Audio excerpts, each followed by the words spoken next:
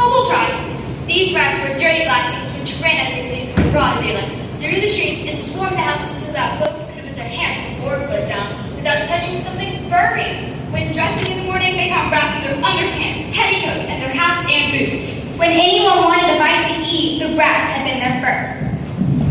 The cook, for example, was always finding the rats, had eaten the cheese or nibbled the bread or gnawed the rind off the best bacon. The cook had a good moan about it to the priest, Who would agree with her because he found the rats had chewed the Bible from Genesis to Revelation. In fact, there was nothing left of this holy candle but the wick. The woodcutter had a long talk about it with the priest, who agreed with her.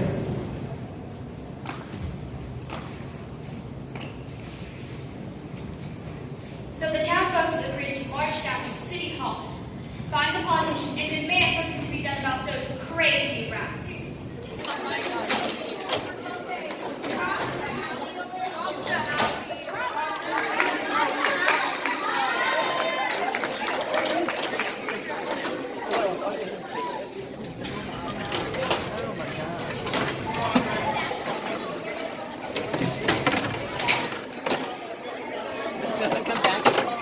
I was stuck on my one sheep.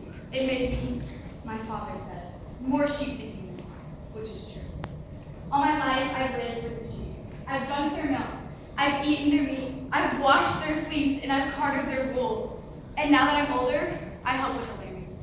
My hands are small, which is good, if you have to reach infinitely. Jilly is my favorite. She's my sister. The same mother gave us milk. Most sheep don't care, one way or another. But Jilly is sweet of heart. I love the feel of her chin in the palm of my hand. I love the smell of her on my fingers. It was last spring that I awakened and knew something was wrong. Jilly, what's amiss? I asked. But she only stared with a dark, blank stare of abuse and pain. I walked behind her and lifted her tail, and there I saw the head of a dead lamb sticking up between her legs. She had been struggling to push out that lamb, God only knows how long, and me lying asleep. I rubbed goose grease on my hands and reached inside. She was bone dry. I mean, I know I heard her dragging out that lamb, but she just lay there, as motionless as death. I called the old shepherd, to make sure he was okay. He said she would die. She's given up, he said. Sheep don't fight. That's why they need shepherds. I started to cry in old Ralph's stall. There's one thing, he said. I wiped my nose on my sleeve. What's that? You may try singing. Nobody knows why, but sheep fancy music. They do? So all that day and all that night, I stayed by Jill and sang. God restore thee, thou heavenly sheep, heart to my music and heal in thy sleep. It was really a song for the Virgin Mary, but I changed the words. I sang it over and over and over, and then the stars came out. Do not forsake me, my sister, my sheep.